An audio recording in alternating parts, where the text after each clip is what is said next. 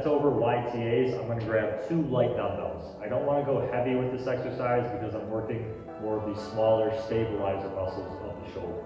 So I'm gonna grab those dumbbells and I'm gonna get into a hip hinge position. So when I get into that hip hinge position, I wanna think about not rounding my back. We don't wanna put our back in a position where it can get hurt during this exercise. So I slightly bend my knees or unlock the knees, and then all the movement is gonna be at my hips. So I hinge at the hips.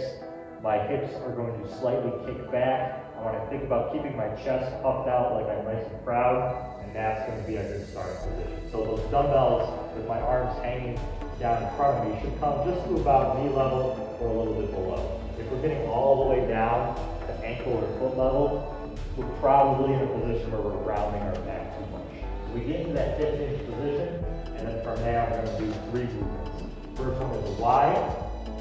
Keep the arms straight, bring the arms up and down, a T, bring the arms to the side, and then back toward the center, and then an A, where I bring my arms straight down.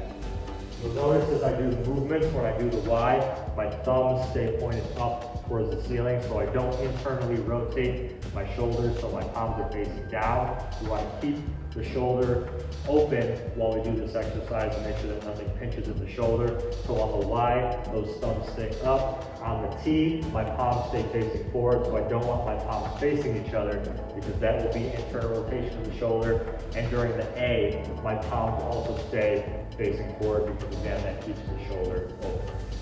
One way that you can do the bent over YTAs is with a bench if you're at a gym, or if you're at home and you don't have a bench, you could use something like a bar stool, something that comes up to roughly somewhere between your hips and your chest. So probably roughly around belly button height would be a good height to use, because what we want to avoid when we do our bent over YTAs is coming up and coming out of that hip hinge position.